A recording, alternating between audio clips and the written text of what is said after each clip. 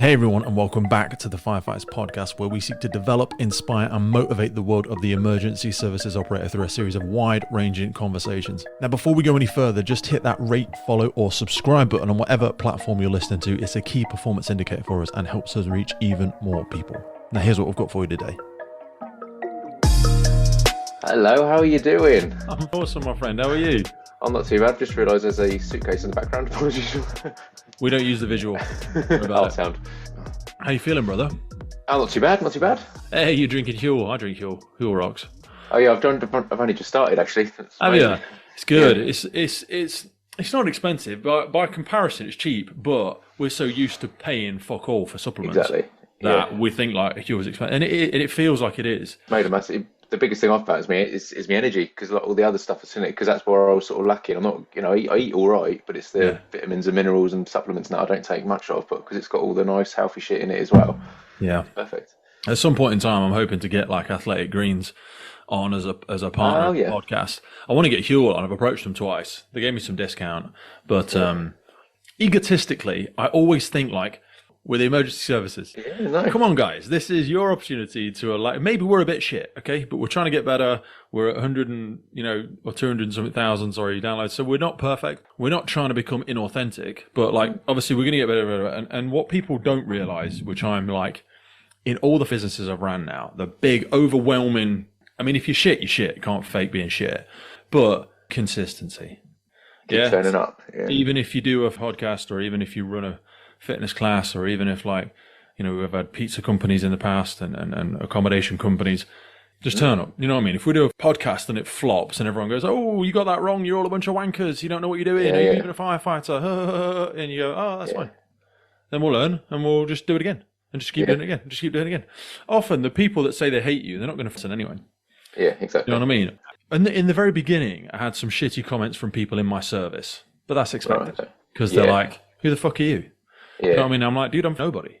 I never claim to be an expert in firefighting on the podcast. I'm just learning out loud. I'm always learning myself. Point. For me, that's the whole point of the podcast. That's the fact is we're not special. That is the whole reason why this is a successful thing, I think. That's I've why done some stuff and I haven't done other stuff. Yeah. Do you know what I mean? I've got 16 years of whatever, a little bit of FI, a little bit of USAR, a little bit of this, a little bit of that. I've saved some people, other people have died. I've gone for 22 promotion processes and only got 3 of them. There's better firefighters, but it's all about putting yourself out there, because so many people have got so much value to add if they just fucking get over themselves. And I see you in that same way, with the greatest of respect. You know what I mean? I've been looking around the groups and I'm seeing what you're doing, and I'm like, people want to hear from Mark. Or, with the greatest respect, like they don't necessarily want to hear from Mark, but they want to hear from anybody that's willing to do what Mark is doing, if that makes sense. Yeah. Fire service in general, there's so many people who've got an opinion on stuff, but a tiny percentage of them actually stand up, and whether that's in good things or bad things. We had a union meeting the other night. So many people were bitching and moaning, but then as soon as they get a chance, they're okay. Well, why don't you stand up and be a rep? Why don't you stand up and put in and review this consultation document or whatever? They're like, no, I don't want to do that. All I want to do is sit here and moan about it. And then when it goes wrong, and when it goes wrong, you're like, I told you. I mean, well, why didn't you say something at the time? We'll talk to the people who actually can make a difference. Mate. And it's so frustrating. I've just reached out to one of our listeners, sent me a couple of links yesterday. It's called, I'm going to get it wrong. What's it called? It's not against the FBU, but I think it is called. It's called Campaign for a Democratic FBU. Now, the FBU have spoken to the podcast, spoken to me twice, and very nearly got Matt Rack on. You know who Matt Rack is? Yeah. Yeah, very nearly got him on twice. Right, okay. And it's just busy. That's fine, and we're all a little bit busy.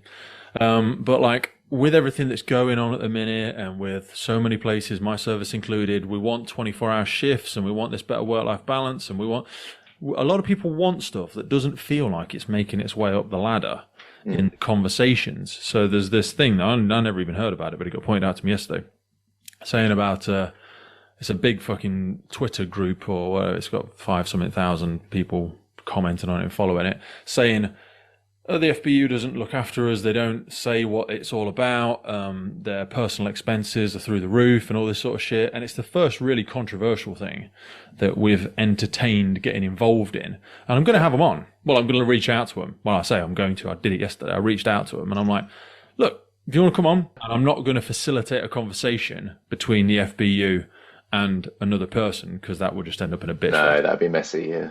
But I'm happy to have each person on. Yeah. And go, hey, what do you think?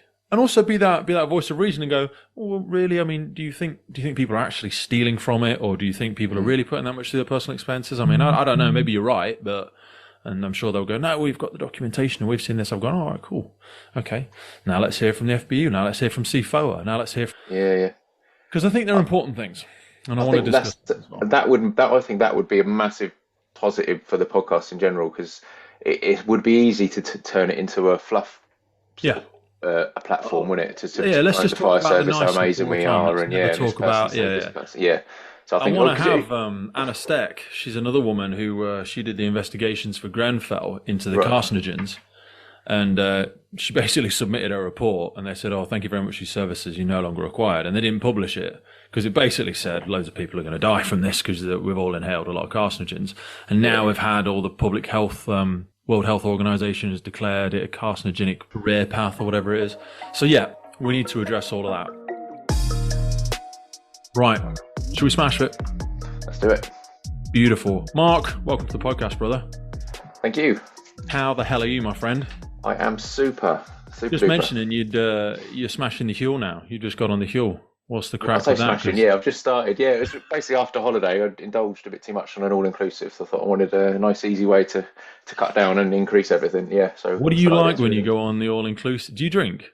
Yeah. It depends. I mean, it was a family holiday, so there was a cap on it. It was only with a missus and two kids. It wasn't falling into the pool with a daiquiri or anything like that. No. There was a lot of daiquiris. There was we enjoyed the cocktail of the day, I've got to admit, because it was slow and steady over the day. I was never proper sort of drunk and trying to be a good role model, etc. But hey ho.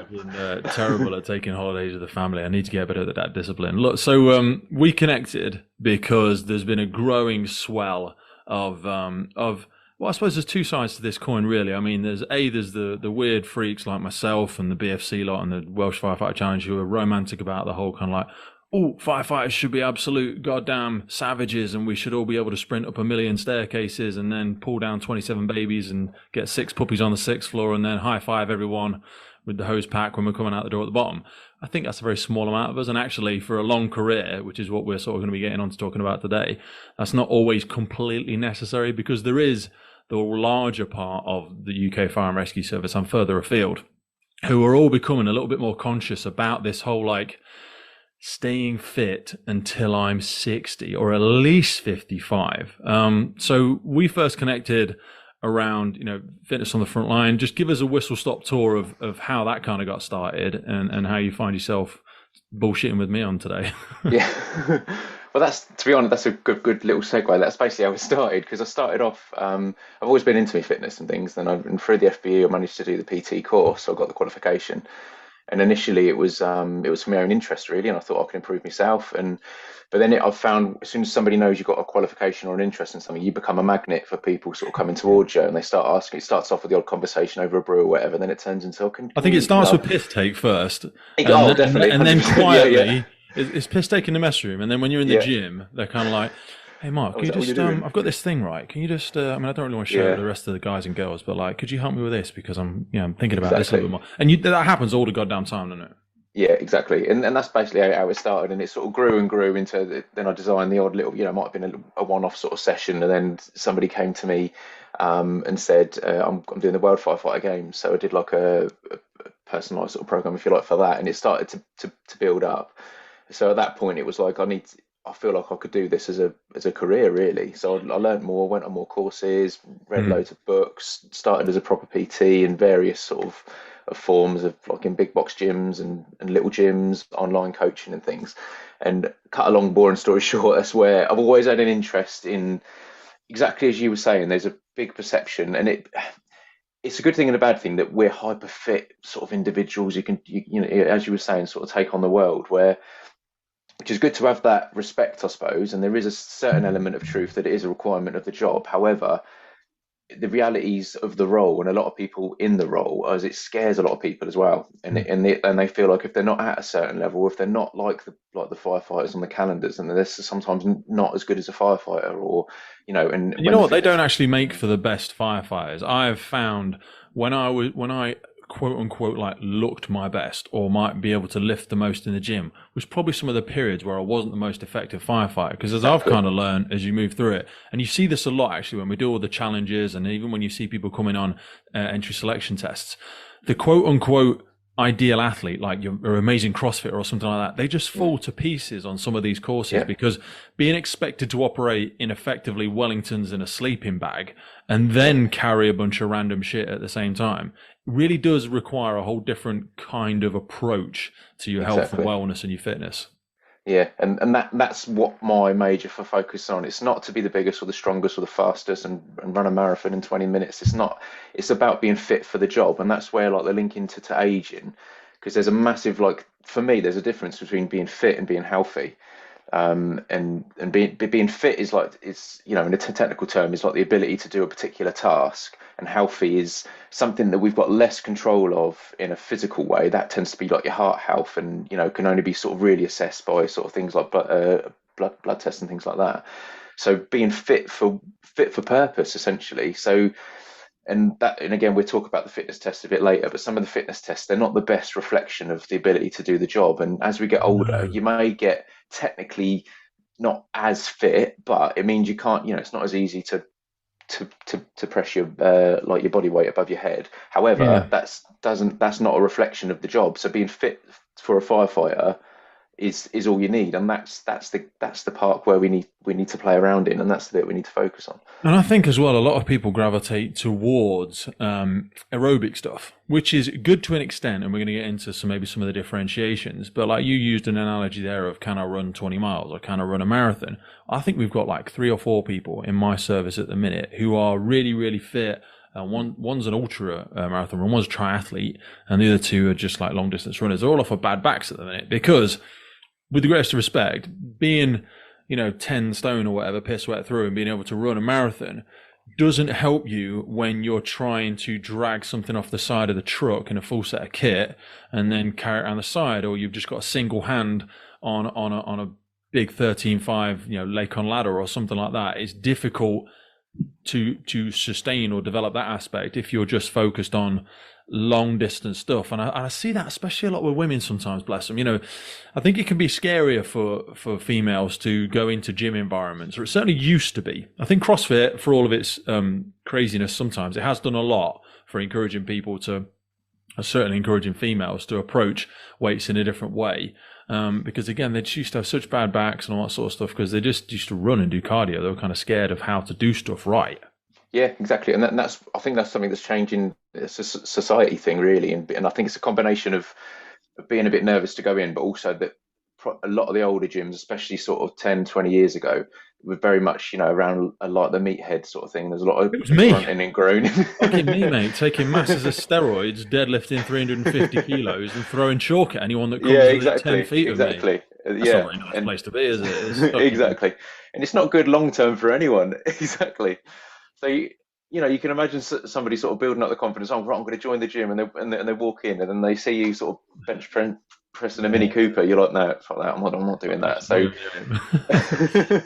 but again, even I have managed to slow. I felt like I was accelerating towards a cliff, doing the whole live fast, die young. I don't care as long as I can lift all this weight. But it's become more of a realization for me as I've kind of fallen head over heels more with the job, actually, that. I mean, some of the content we were talking about today about that getting older, can I keep doing this for the next 30 years? Because when we were discussing before we came on, although the pension scheme was in place like long before, it has gone through different variations. The default retirement age was abolished in 2011. So 30 years or 55 years, all that sort of stuff. And retirement profile, as we look at it now, gave us the perception that people couldn't do the job beyond a certain length of service. Like we used to let them go and sit in the front and be a driver, or you would expect somebody to naturally progress into like the incident command perspective. But now there's a battle to kind of change that mindset, both from the public and also from the people in the job, that you can stay fit and healthy up until that age, because there's a real fear of people 55, 60 years of age putting a BA set on and having to come in and carry out a rescue. And even for the public, that might not fill them with confidence. But if done correctly, there is more sustainable ways to look at it in terms of educating people on that, I suppose, more than anything else. Hey folks, I wanted to jump in here and just share with you a really exciting update from our partner William Wood Watches. They are launching the first ever field watch collection. Now it's named Fearless, which firstly, I absolutely love, and this new collection is very different from anything they've ever launched before. However, you will see that they've managed to maintain some of the signature William Wood Watch elements. The big thing for me is that black fire hose. So they have got, the first ever time they've done this, the black fire hose strap and a really, really cool case back. So now the watches are available in 3 colors this time. These are red, orange, which is my favorite, and the yellow. Each watch features those straps that are made up from repurposed black fire hose. That stuff looks the absolute bee's knees, guys. They've never done that one before. So go and take a look at that. And they've also got a textured dial to represent charcoal. You know, I mean, honestly, I never know how they're going to keep going deeper with this. Every time they do, I'm like, where are they getting this from? But I know where they're getting it from, because they're speaking to the boots on the ground. They're speaking to you, they're speaking to me, they're speaking to firefighters and frontline operators and getting just these amazing insights. The creativity in this is amazing. Now, the cases come down in size from 41mm to 40mm. And another new thing is they've got a unique firefighter helmet visor case back. So flip it on the back. In fact, go over to the website and you'll see the photos. That visor case back, guys, it just looks absolutely incredible. Now, the watches are available to buy immediately, like right now, and they can be delivered within 24 hours in the UK and 48 hours from UPS collection in the US. The link to William Wood Watches is in the notes below this episode. You will not regret it. I am 100% putting this on my list. I'm going to be nagging them like crazy, because I know you can pay in 3 stages as well. You haven't got to go in full whack on this. The new Fearless collection, William Wood Watches. Go check it out. And as you said, it comes from both sides. There's a public perception of not wanting a truck full of 60-year-olds to turn up if their house is on fire. So there's which wouldn't be a great look, but it's all in relative terms again, because I think there's a bit of a misconception. And to be honest, I've only found this out sort of recently, but there was a study, a Dutch sort of study, and it was only a small scale. So, how valuable it is, I'm not sure, because the numbers were quite small. However, they did a test on over under 40-year-old firefighters and above, basically. And they split jobs and tasks into, I think they described it as technical help, so i.e. the less energetic, but the more sort of technical jobs, if you like, and then the fire extinction, that they called it, but they're like the physical, when you're dragging someone out of a building.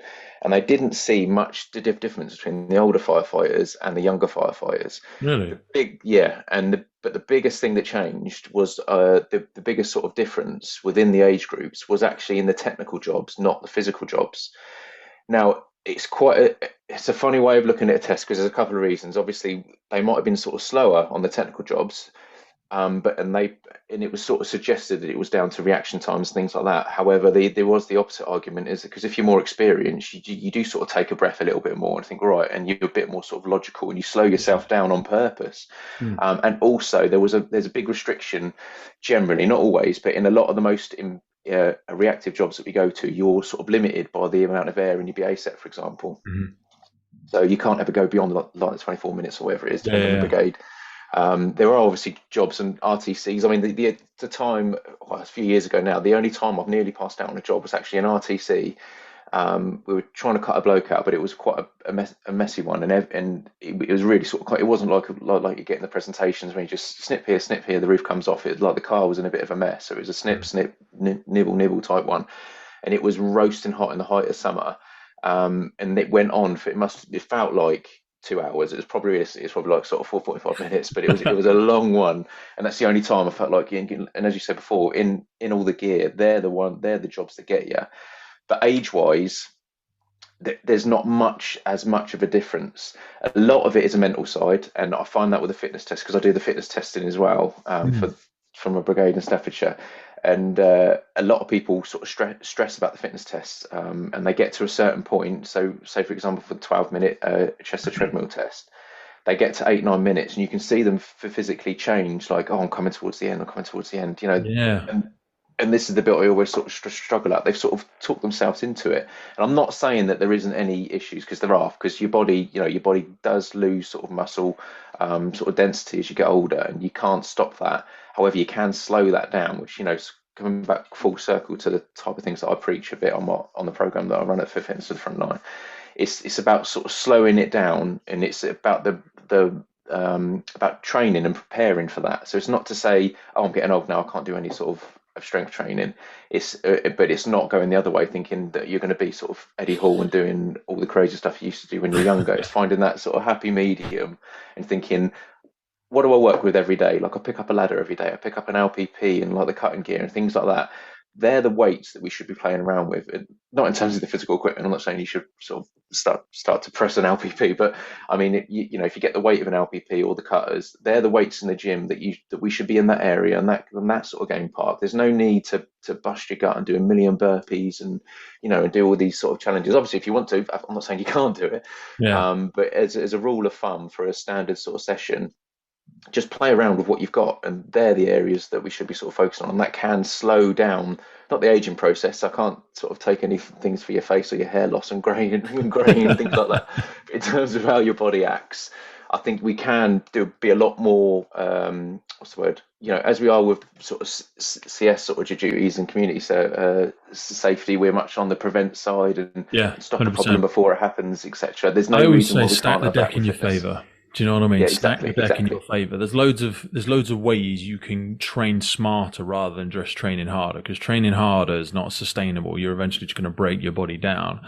We mentioned there around some of the selection tests and some of the fitness tests that you partake in. You carry these out for your service, and we'll sort of segue for a minute. I mean, we've been looking at a few different services across the UK just to try and get an indication. So for people that are completely unfamiliar, we're going to have a quick glance through, I think it's Bedfordshire we've got up at the minute. So as we all kind of know and we already appreciate, that the role of a firefighter is very physically demanding. Firefighters are required to maintain good levels of general fitness throughout their entire careers, and that's the bit people need to remember. It's not just doing these for the initial entry selection tests or doing them annually. That should be a baseline. It always worries me when people see that as the pass mark, as though that's all they need to achieve. I don't think we should be giving people heads up when we're coming to do fitness tests. I know people that give like a month or two and they say, oh, you've got your fitness test coming up, and then people start trying to get themselves in shape. So with a view of physical preparation for the national fire selection tests, part of everyday job, people are required to do a myriad of different tests. So the way to prepare for them, and we're just going to look through the document and pull up a few things. Aerobic fitness. Now, it's a massive thing that people need to nail, and it doesn't, again, mean you need to be doing 20-mile runs or anything like that. But if you are working towards getting into a service or something like that, you should try and increase it slowly. Don't just, the Couch to 5K is a great example of it. Don't just come out and decide tomorrow I'm going to run a marathon, and just because you've read David Goggins' book, you think you can go out there and just be hard. So over a sort of 8 to 12 week period, people should be able to see a really significant difference, maybe 10 to 15% in their individual aerobic capacity. And this will give them a great baseline for something like the selection tests. Little things people can have a go at. So you can easily determine your current level of aerobic fitness by performing your best effort. So a 1.5 mile run. I'm pretty sure the 1.5 mile run is generic across a lot of frontline services. I think that's what the military uses as a selection test as well. Or performing like a multi-stage shuttle run test, something like a bleep test. You can do that absolutely anywhere. Your local gym, your leisure centre. You can just do it at the park if you don't want anybody to see you. The 1.5 mile run can be measured if you just drive around a clearly flat area. You can use things like Strava. Most running tracks, well, pretty much every running track out there is going to be 400 meters. So think about that in terms of how easily you could scale that up to do something. And then when we speak about the diverse aspects of the role, we'll go into some of the different things that people get tested in. When you run the initial fireground selection tests and stuff like that, buddy, what are some of the challenges that you see people facing? You said they sort of get to that wall at certain pits, because there is an actual selection test that's based on the fireground selection test, isn't there? And a lot of people do the chest-to-step test, but a couple of services do actually do that, the sort of equipment circuit simulation thing, don't they? Yeah, exactly, and this is something I'm a big advocate of, because I know that the Chester treadmill test, and there's a step test, a rower version, things like that. They're great, but again, as we were saying earlier about being sort of fit for what? What do you want to be fit for? And for me, it's not fire service related. It's all about your cardiovascular, sort of like the performance of your lungs, which Mm. obviously is important to measure. But it's been designed in a university, and it's quite a technical test in terms of the reason why it was built was for technical reasons. Mm. Where for me, that's why I love the fireground test, because it's so much more related to the job. We don't do it as in Staffordshire. I can only speak of personally, but there's obviously the rural tests and the application stage, and that's like a mini version of that. But then the main one is the bleep test, and you've got to reach, I think it's 9.6 or 9.4 you've got to get to. Is it really? Yeah, and then that's only on the I initial. think some services are like 8. I think it's pretty sure. freaking low. I would love it to be higher. Absolutely. Yeah, but only on the initial. Then when you do it, if you do it as a yearly option, because we've got the normal sort of fitness test, but then beyond that, you just have to maintain. If it's 9.6, say it's 8.6, you have to maintain. I can't remember if it's 0.6 or 0.4. Why would we drop it? Well, exactly. There's a whole. This is the whole. Where's the analogy coming for that? I don't understand that. I don't know why you don't. I think that almost sets you up with a mindset that exactly. my best time is when I first joined, and then I'm just going to get shit from there. I'm expected to go down. Yeah, I'm expected and their argument is it's to immediately lower the bar as soon as I'm exactly. Yeah, from day one on station, that's it. I can start eating a fasting. But I think their argument is there is, because of the natural decline of your body, which can't be stopped. However, for a fitness test, for me, if you're using a fitness test to mark the minimum bar you got to be, that they've, rightly or wrongly, that they've chosen sort of this bar in this particular test to meet to get the job, then that should be met every day you're on duty. And rightly or wrongly, I'm a big believer in that. And as you said earlier, I think that we should be able to turn up at stations and go, right, everyone sort of do the test. And I know a lot of people are against that, but it tends to be. Sorry. Yeah. Well, yeah. That was the inner voice. Yeah. That sounds harsh, but like. Yeah, it's hard to argue a case for that. Bells are going to go down any second. Exactly. So we're trying to ask you. So this is a fitness test based on a challenging incident that you might have to face in a theoretical aerobic capacity that you'd be required to perform that for your public. And we had Steve Dudney on recently, and he articulated perfectly that. You've got a family, you've got a partner, you've got parents, you've got whatever. They pay taxes. What do they expect from their ambulance service? They expect them that if something goes wrong, they're going to come and they're going to resuscitate you. They're going to be able to do that. What do you expect from the fire service? If I have a fire and I get stuck, they're going to come and they're going to be able to rescue me. Right. Do they not deserve that then? Do they not deserve that? Do the people of this community where your station is based, do they not deserve that very same thing? They pay the same taxes. They expect that someone is going to come. They are competent and they are fit and healthy enough to carry out the task and save that person. How sad would it be? And it'd probably never get written down in the report that the person wasn't able to be saved because the firefighter wasn't fit enough. But I guarantee you there's a factor in there somewhere. It might only be 5%. It might be less. But when people went, oh, fuck it, no, this is just, because it's always in the back of your mind. You know, when you go into a BA job, you always think, oh, how heavy's this? I haven't worn it in a while. Bloody hell, the hose is not coming in very well. Oh, fucking hell, I'm pulling it and nobody's feeding it in. Oh, it's got stuck somewhere. You know, every second of the way, your mind is kind of like, fuck it. It keeps saying every time, we're like, dude, just go back. Dude, just go back. We've tried, we've done our bit. And if people sincerely believe that they are struggling because they're not fit enough, that ram it voice in their head is going to be louder, I think. Mm-hmm. Yeah, and as we said at the very beginning, since the retirement age changed, I do think there is a mental thing that's been put in operational people as well, that because it used to be retire at 55 or 30 years, whichever came sort of sooner. Yeah. But now that's obviously been open-ended. Everyone's gone, well, there must have been a reason why it was that before. So obviously I'm not, that means at 55, when I'm 55 years and 1 day old, I can't do the job anymore. And they wouldn't ever say that out loud, but it's been sort of inbred in them over years, when in fact that's not the whole point. The retirement age is gone. It's because we're living longer, because we're fitter for longer, and we've got the opportunity to be fitter for longer. So a lot of people have the attitude, oh, I can't do it because I'm getting older, or I struggle, I'm nearly 50 now, I'm bound to struggle. And you think that's a strange attitude for me, especially in this type of role where you may have to rely. And from a selfish point of view, as an operational firefighter, I want the person I'm wearing sort of be able with. If I fall over, if I get sort of a brick falls on me or something, well, hopefully something heavier than a brick would knock me over. But if I get clocked with an accidental feather on the way through, if I get some offensive language, I might hit the deck.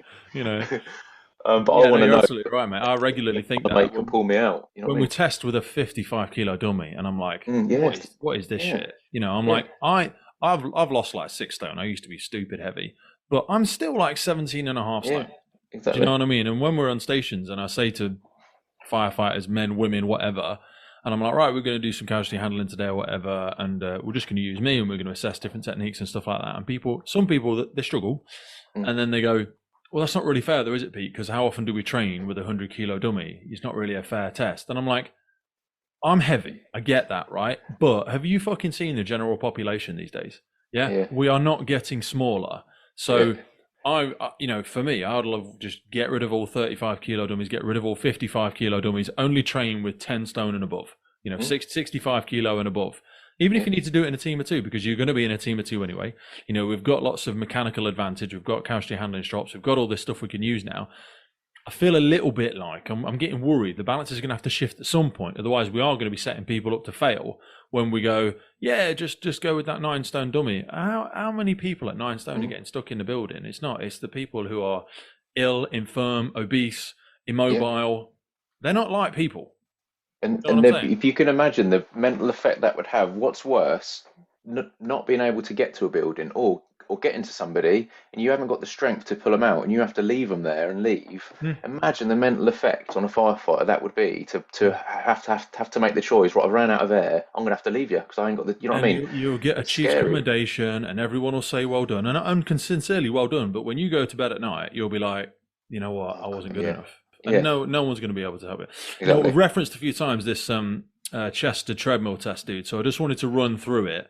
Do you want to run through it?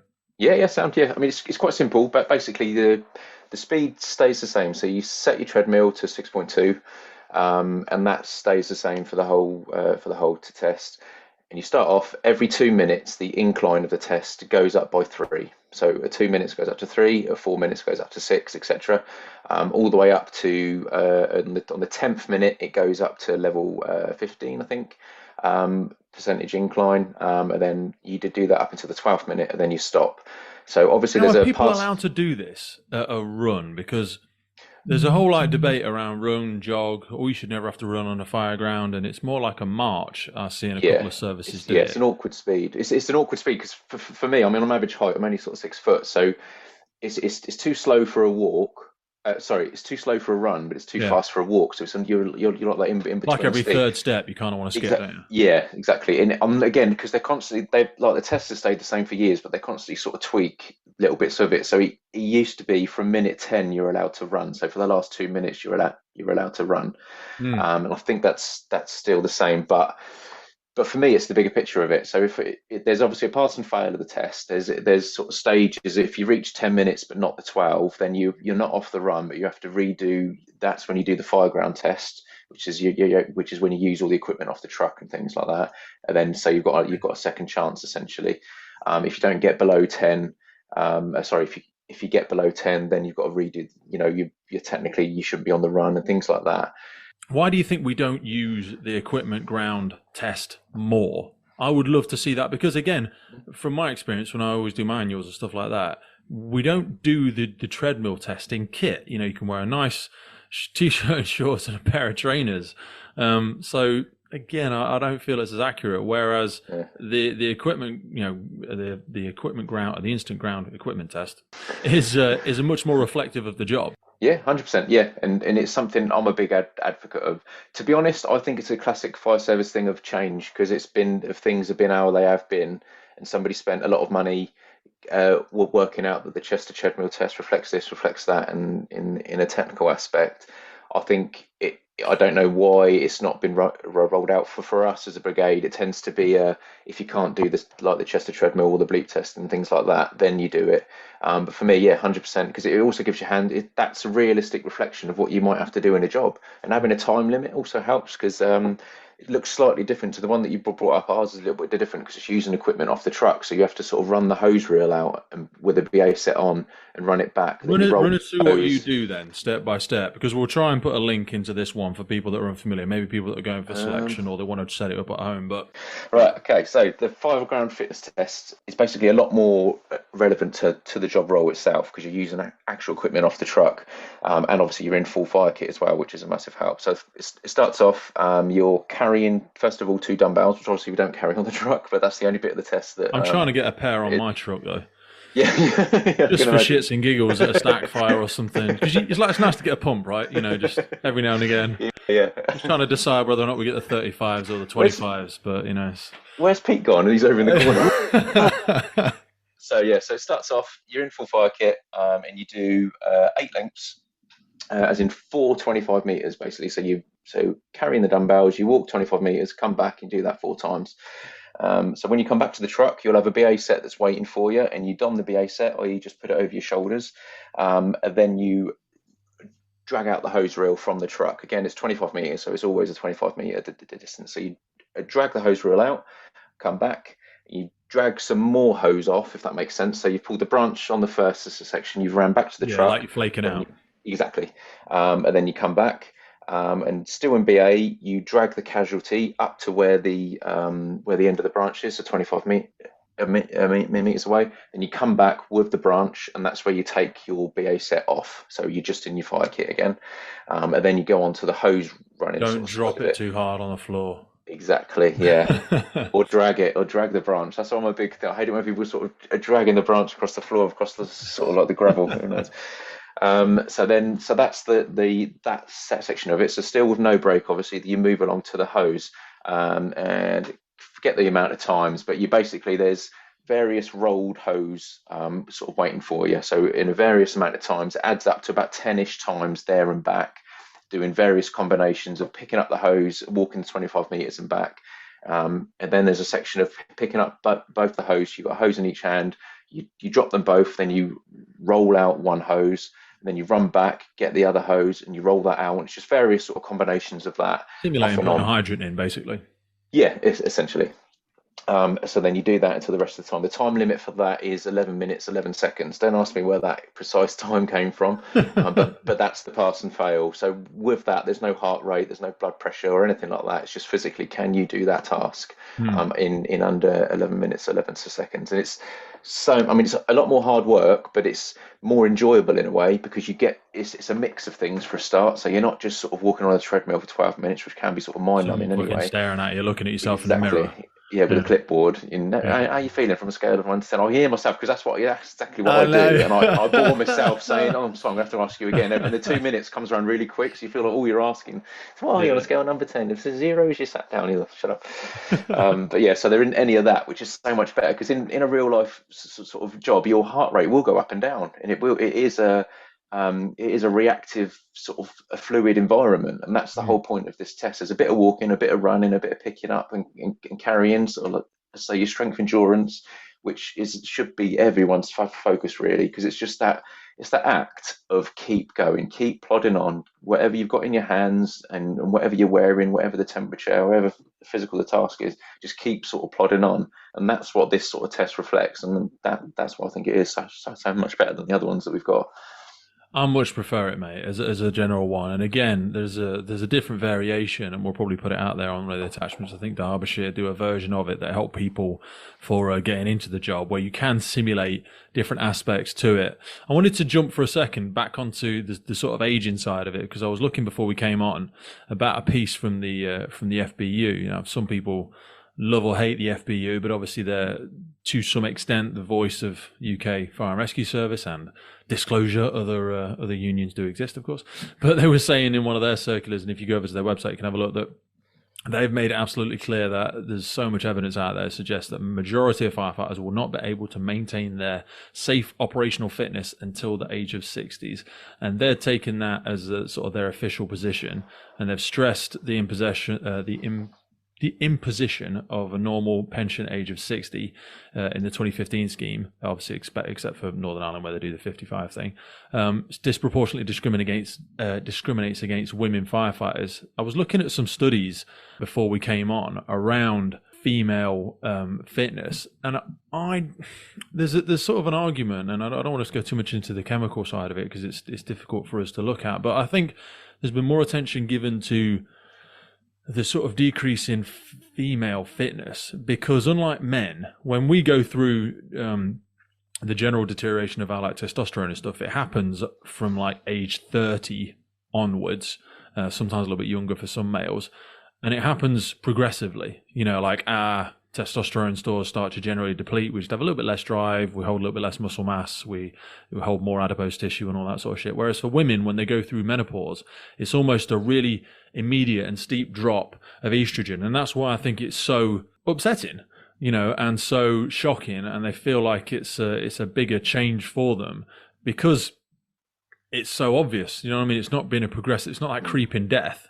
It's like it hits them at different ages. Some women will go through it in their 40s, sometimes less, but generally around sort of 45 to 55, most women will start experience menopause. Have you looked into any of the sort of aging process for female firefighters, and is there a big differentiation? Do you sort of have any opinion on that? Yeah, huge, really, and it's something that that is under-resourced and under-researched in the fire service in general, and in most sort of walks of life, really. And I think that's, again, it's a generational thing, because obviously female firefighters were a lot less sort of, even when I started 16 years ago, there wasn't even one per watch, I would guess, then. Yeah. And now, obviously, and rightly so, as long as you can meet the minimum standards, then it should be treated the same as men. And things like the aspects of menopause and things like that, it's so important. It's such under-researched sort of side of the fire service that it's something, again, I'd love to get more involved in, really. But because it's a physical and chemical reaction inside a woman's body. It's not, there is a macho sort of thing of it. I was just, it's more than just hot flushes and things like that. There's an actual sort of chemical reaction. So it is something that needs to be looked at, and what support and what form that comes in. I'm not an expert in it, so I wouldn't like to make sort of rash sort of judgments in it. But it is something that they need to be supported a lot more, and a lot more advice sort of given. And the same, going back a little bit to the I say the male side, but for firefighters in general, even though I think it's important to, although we do change as we get older, and things do get harder, but it doesn't mean there isn't anything that we can do about it. So it's not denying that there is changes, and I'm not saying that being a firefighter at 60 is going to be easy and things like that, and all you got to do is do this and do that. It's not that at all. It's all about adjusting what we do, so not sort of giving up. And the same with female firefighters. There are ways to sort of train specifically for that, and at different times of the week, different times of the month, and things like that. You can support yourself. And again, I'm not saying I've got all the answers, but definitely it is something that we can overcome. In terms of what I see on a day-to-day basis, and I'm sure you'll say the same. I don't notice females getting like their standards sort of dropping any more than I do sort of males. So I think women are actually a bit better. Yeah. You know what I mean? I think the problem is because there's less of get on with it. That if you have somebody that really struggles, it makes up a larger part of the percentage, if that makes sense. Like if you've only got two women on your watch, and one of them's really struggling with their personal health, then technically 50% are struggling. But in general, because I personally feel that females have had to overcome more challenges getting into the job, they kind of have a higher expectation for themselves. So they tend to stay up to date with the SOPs, up to date with the National Operational Guidance. They tend to perform well in processes and procedures and tests and things like that, because they kind of expect more than for themselves, because they're aware that they're coming from a bit of a deficit anyway. So I think for women, certainly, that choose this type of role, I think and this is just, again, my own sort of personal feelings, I think they will fare better as they age in the job, because I think they'll be more conscious of it. My big worry is some of the guys that still live in that mindset of, we can have a massive lunch and then, cakes after the wash down on Sunday. And, because the problem is they're saying, oh, but, that's what we did when I joined, and that's what my gaffer did. Yeah, but he was on that old scheme. He was out when he was 55, or he was out after 30 years. If he joined when he was 18, he was 53 and he was out the job. You're 54 now and you've got 10 years left. Yeah. That shit's not going to fly. And also food, people struggle these days just overeating and over drinking, and I don't think COVID helped. I think that's, and a huge thing to add to that is the crewing sort of levels now. I don't know what it's like where you are now, but we're riding fours now as our main sort of pump. Fours, that's it. Yep. Yeah. And we've got tactical response vehicles and different variations of vehicles where you ride two.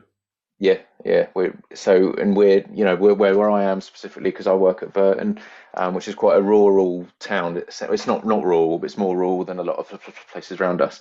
So if we're relying on the retain for a lot as our sort of a second pump, and a lot of time they're not on the run, or it's coming from a place that's half an hour away.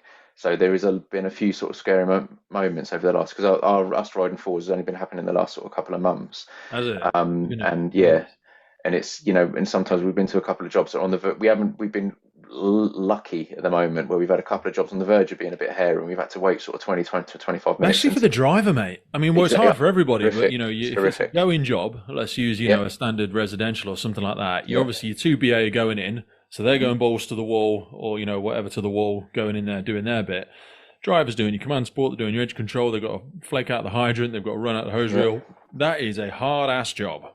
yeah. It's horrible. It's horrible, and it's and that again, taking it sort of back to age, that's where, as you were saying earlier, when we used to retire for 55, that was I joined on a watch that would either ride 9 or 11 on a shift with like a Yeah. watch of 13 to 15. So you could not hide in the doing it on purpose, but they were a bit protected, as you were saying. They could sort of drive or be the second pump and be the tender and things like that, where that doesn't exist anymore. So you've got there isn't a hiding place anymore. And obviously, I don't mean intentionally hiding, but there No, isn't no, yeah. Well, mate, there some isn't people an do. easier role, Some people basically. just fucking, if they're the second pump in attendance, they'll sit on the back until they're told to get off. Yeah, exactly. Yeah, You know yeah. what I mean? They will You can't hide. play the game. Yeah, but But it's also for impossible. me, for other incident commanders, you've got to get involved a lot more now. And Yeah, even yeah, to be fair, to me, again, and it's a romantic view, but you should be leading by example. If you want people to be fit and healthy, if you want them to be engaged, you want them to be professionally developing themselves and holding themselves to a high standard with their equipment checks and with their physical conditioning, mm, then how are they going to learn that? They don't just learn with their ears, they learn with their yeah, yeah, eyes.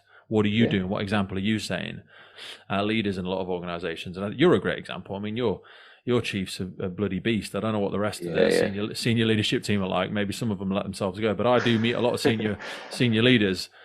And to be fair, they drive a desk all day, so it's tough. But Mm, it's about the perception. It's about what people see. You've got to lead by that example. We're going to be getting together sort of once a month moving forwards, aren't we? We sort of want to be able to put these little bits out there. We're going to cover a whole range of topics, but we've got some sort of some giveaways and stuff for people. Just give them a quick rundown of sort of how our association's working and how people can learn a little bit more. Because some people are averse to having too much structure, but a lot of people will hear the things we've been talking about today, and when they know it's anonymous and when they know they can sort of get in contact privately and have a bit of this advice, we'll put the links in the podcast, and they're in all of the podcasts for people moving forwards. But what's a couple of top tips that people can think about, and if they want a bit more guidance, how can they do that? Right, I mean, if I firstly go through, I mean, I've got a few rules that I work by, and most of the people I work with on the online coaching program is dead basic stuff. So, first one is we'll always sort of warm up, especially like in relation to aging. Always warm up and stretch. Can I say I do that every time? No, I must admit, but it's something that the I do older I it every get, morning now. For yeah, people, if yeah, they've got families or if you've got a dog, and we've got both, get on the floor in the morning, because yeah, rather than sitting on your goddamn phone, just get on your lounge floor or get on the watchroom floor. Everyone will look at you like a complete freak to start with, yeah? But just open up them hip flexors, yeah, loosen off the back, put yourself... People always say to me, like, if we go to a meeting and the meeting hasn't started yet, and they'll be like, "Oh, have you hurt your back?" Because I'll be on the floor stretching. And I'll be like, "No, I'm doing this so I don't hurt my back."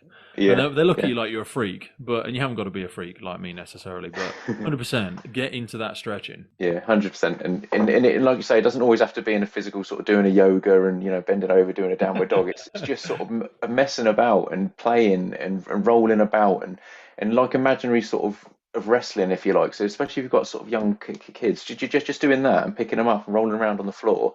Obviously, your kids. Don't just pick Yeah, don't just break into next door and just yeah. grab the 3-year-old and go, "Just gonna have a quick wrestle." You fucking not. Mummy, it's him again. He's back. It's him again, the firefighter at the window. But no, you're right, mate, because think about the job. You drop into your knees, you're reaching under a car, you're trying to get into that loft space, you're putting Exactly. yourself, obviously you've got 3 points contact on the ladder, but every now and again you might lean off it to try and grab something or, pull something. You're going to be in those awkward positions. Yeah, and it's a running joke as well in the fire service. I'm sure it's the same there, but when we do like the manual handling courses and brace and bend down properly and all that, where in a real life job it's impossible. If you're Yeah. cutting up a car and you've got heavy that are probably weigh 30 kilos, 20 kilos, like the tools, and you're leaning over somebody and things like that, it's impossible to do things. So it's all about keeping it relevant to the job, and that, and going back to the training, everything we do relate back to a job. Like I say, there's no need to do 1,000 sort of burpees in 10 minutes. There's no need to do, unless you enjoy that sort of thing, obviously, then sort of knock yourself out, even if I think you're crazy. But try and just remember, why am I doing this? What do I want to get sort of fit for? So try and replicate the movements that you're doing on an everyday basis in the job, and do that in the gym. And a heavy focus on resistance training. And when I say that to a lot of people, especially when I first start working with them, that if they're not into fitness, they sort of wince a little bit. Oh, I don't like lifting weights. I don't want to get sort of bulky and blah, blah, blah. You don't get ripped and You're not muscle. going to accidentally wake up tomorrow and go, holy shit, I've got a 21-inch bicep. How did that happen? I feel stupid now. Everyone's going to laugh at me. I promise you, you're not going to accidentally wake up looking like Arnold Schwarzenegger. Exactly. And so it's to get the resistance training can be your body weight as well. So it doesn't always mean sort of doing loads of heavy weights. So as I keep saying, just keep playing around with the type of weights that you use on the job. So whether that means just doing a bit of research into the equipment, how much a ladder weighs and things like that, and just sort of play around with those weights, and that's all you need to do. Strength endurance, again, which on my program is the major sort of focus, if you like, because it's the ability, in a layman's term, it's the ability to work under high intensity for an extended period of time. So carrying like an LPP over a field, is so annoying, especially on uneven ground, and the fire is always in the worst possible place. It's never sort of right by an open gate. It's always like 100 meters down there over a lake. The first thing that's going to go is your grip. So you might think that you're not sort of strong enough to pick it up. It's not that. It's the fact your hand is letting go. 100%. And if you've been doing that for if you're holding something heavy for a minute, 2 minutes to 3 minutes, it's not going to be that you can't sort of pick it up, because obviously you are picking it up. It's just going to be your grip that's going to sort of let it go. A lot of my work, exactly as you've sort of, I've took the wind out my sails there. A lot of the work is variations of carries and things like that, and working on your grip. And it's not like today we're going to work on your grip. Today we're going to do farmers. You won't know in most of the programming that I do, and in the best program in general, you don't know what you're working. All you're doing is you're doing it, and you'll think it's a cut and paste, not cut and paste in terms of the program, but in terms of like all you do is you open it up, you read it, and you do it. Yeah.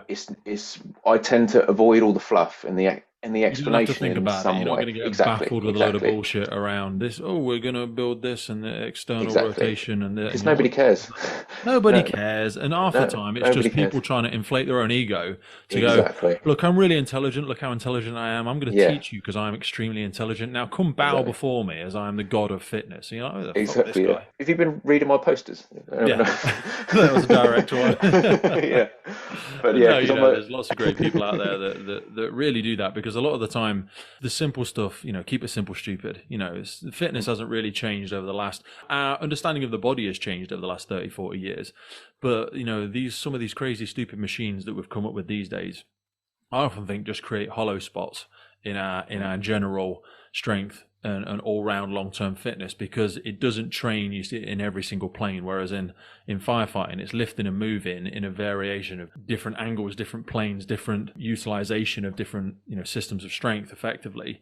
And if you don't do that, if you're always doing it in a supported frame, in a supported machine, you don't build that more rounded physical strength. Yeah, exactly. And that brings me on to my next point, actually, is trying to focus onto free weights.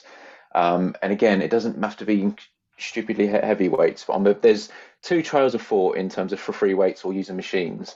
A lot of people say, especially if you're a beginner, to use machines because it gets you in the right sort of mode of movement, and the patterns, etc. I'm quite anti-machines, not in general, and I'm not saying that they're bad for you and you're going to explode if you use them, but I just mean, for me, an important thing in squat, for example, it's not just your legs, it's a full body movement, because your whole body is working to keep you upright. And the same with the chest press, if you're using dumbbells or barbell, whatever, any sort of free weight movement, it's all the little tiny little tendons and ligaments and little tiny sort of muscles that are used to hold you upright. An example I always use is, I used to have a load of back issues when I was a bit younger, and I avoided sort of things like sort of deadlifts, because I think, because it's going to put a load of pressure on my back. Since I've been doing sort of deadlifts, probably in the last 5 years, I've been doing them a little bit heavier. All my all my back issues have gone. Mm. Now, because I always ask people, whenever your back goes, it tends to be when you're doing something stupid, like you're tying your shoelaces or you bend down to pick up a remote control. So that isn't to say that that remote control is too heavy for you. Obviously not. So it means that there's an underlying issue and some sort of support in, as you were saying, when you start to move in a slightly uncontrolled way, that's when your back goes. So the There's idea that of hollow spot when you're moving exactly, from that angle to that angle exactly, because you've only trained in this front facing static yeah, position doing a machine based thing, or and then you move into this the side shoulder press. You've never trained that hollow spot over exactly, here, yeah, and that's the bit you're often things like your abdominal obliques and all those little things where people yeah, don't have that strength and it's not there to hold you. You know, we're just a big bag of mush, really. You've got to yeah. build those structures that are going to hold you because that's what your body needs. You know, we're bipedal people. We're not really supposed to be lifting all these big heavy things whilst we're stood on these two little pegs. The only way we Exactly. can do that Yeah. is if we work on it.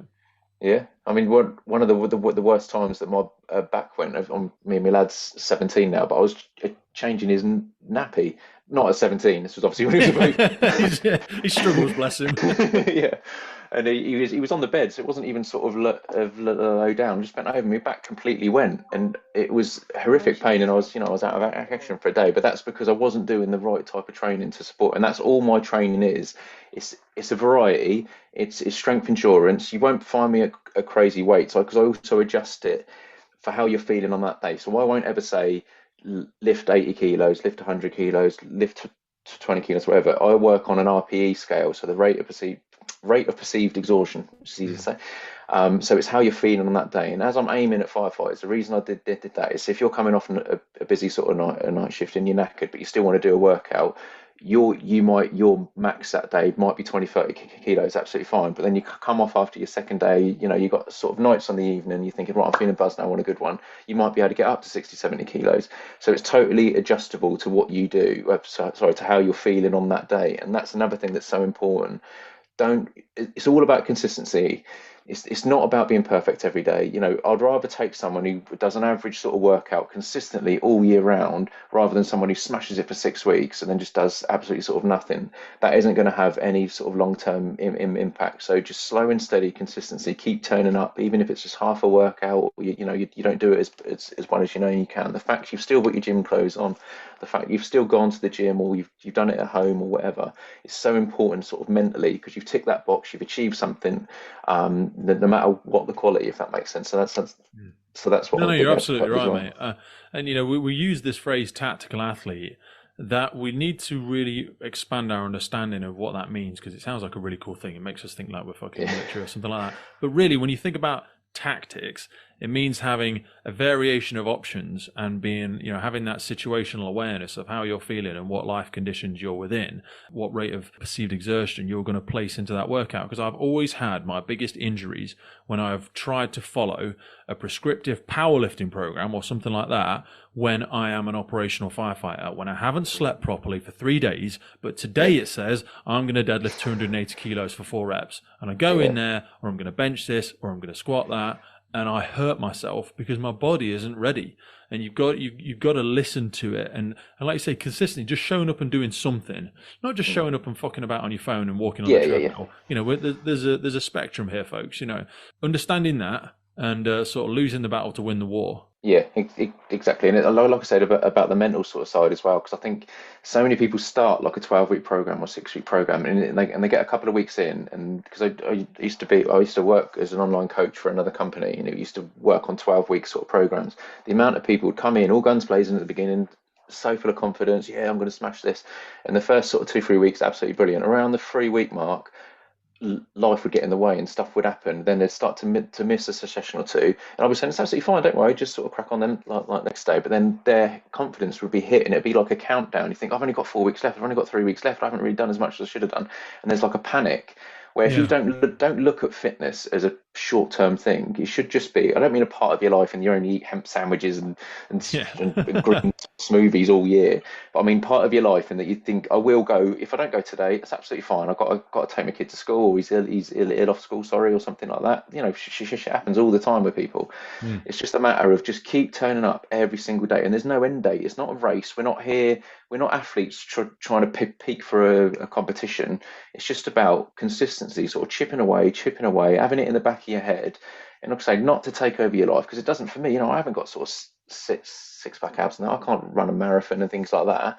Wait, It's all you about. can't? Oh shit! Right, let's cancel this whole only one, podcast. but I could run 2 marathons. Yeah, no, you're right, mate, and that doesn't make for a fit, healthy person. The amount of people that you see in the calendars on the photographs, having worked in the fitness industry for what's it been now, 15 years, they're often the most ill people, both from certainly a mentally perspective and often a physically perspective. Living in a constant deficit isn't good for your body. It's not healthy. You haven't got those fat reserves that help you reduce the likelihood of injury. Sleep very well, and it's not good. It's really not good. I've had so many debilitating injuries from not having the right nutrients in my body and following some new flash in the pan program, eating unicorn tears and mixed with keto doesn't fucking do it. We haven't got to reinvent the wheel like that. And the nutrition side as well is something I think is overcomplicated in the press and everything as well. It's all about these, whatever the fad sort of diet is and all that. And I'm very, very anti any diet that can say that can get you somewhere in 12 weeks. I'm very sort of dubious of. Yeah. I know nutrition is something we're going to get into. We'll park nutrition because I know we're going to cover that in the next one. Yeah. So it's in the links below. People get a week free, am I right in saying that? Yeah, everyone gets a week free.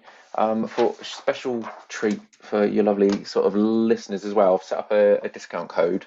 So it's only for Firefighter Podcast sort of listeners. So if you type in FFP50, and that'll give you 50% off for your first month as well. So everyone gets a 7-day free, and there's no obligation with that as well. So even if you do it, the worst case is you get a couple of ideas of programs and then you can cancel it, and then you can print them off and use them how you want. Otherwise it rolls onto a monthly. That's for me the biggest benefit is kind of actually the value of association, because I hang around in the Facebook group quite a lot. And just being around like-minded people, because if you're on a station where maybe it's not the most popular thing, or maybe you feel like you're the person that is struggling with their fitness and nobody else is, if you're around other people that are walking that same path or walking that same journey, and again, that's why I know it's not for everybody, but when I come back to the Firefighter Challenge community, it's a very similar thing. Just putting yourself around like-minded people, like we've got in the group, really gives you a sense of belonging, gives you a sense that we're all together. There's a lot of celebration and shared success that goes on in there. I know that might feel a bit wanky for some people, but I kind of like it. This is how I kind of operate. That's the whole point of the podcast, to be honest. It's about acknowledging and celebrating each other, because the world isn't going to cheer for you. So if you've got another couple of people around you who can encourage you because we all have them shit days, we all have them days when it doesn't feel like we're doing very well. And when you're around a community that can help you, that's been a big benefit, I think. Shared ideas as well, because I'm not claiming to know everything. I'm sure you're not either, and that's the whole point of the community. I think as a fire service, we are generally good at that, especially on sort of station level. We're always looking over our shoulder, thinking, "Well, have you got any ideas? I don't know. What about you?" And there's no reason why that can't be transmitted to everything we do, and fitness is no exception, because there's a certain few things that I sort of live to and that I think that give you the best chance as a starting point, if you like. But it doesn't mean you can't sort of deviate. So especially in my Facebook group, I'm often putting out stuff. What do people want me to do? I put up a poll out the other day. Do people want more like educational posts, a bit more sort of background about, or do you just want some workouts posted? Do you want I voted for more topless photos. Did you? Of me? I don't know how many people voted for that. I think I just voted myself. That wasn't on the poll, I know. It was just private comment, but I think all my members would drop suddenly if I did that. Who's this dickhead? Get rid of him. Doing sort of lunges in my lycra. Mate, I really appreciate you taking the time. I know you had a busy as hell shift yesterday, and we had to try and replan a few times. We'll be coming on again next month, touching base on a few different bits and bobs. If anybody's got anything specific they'd love us to deep dive in, because again, total transparency, we are not the experts. We've done a bit of research here. We've gone into the depths of the internet, and then our own sort of cross-reference with what we know works on the stations, people we've helped through their fitness tests to get into the fire service, people that have gone off sick, and people that have gone through a bit of rehab and trying to get back on. So we don't just, we're not just winging it out here. But if you've got something specific that you'd like us to do a deep dive in, jump into the group and tell Mark and tell myself, or email it into the podcast, and we will endeavour to add value. Brilliant. Cheers, mate. Thank you very much. Firefighters Podcast is a global podcast seeking to develop, inspire, and motivate the world of the emergency services operators. Through a series of wide-ranging conversations celebrating those within our sector, we seek to encourage and support this incredible group of people. It's brought to you by myself, operational firefighter Pete Wakefield, and I speak with individuals from all walks of life who I sincerely believe can add value to or develop those who have chosen this life path. Please support your emergency services wherever you are in the world, and thank you for listening.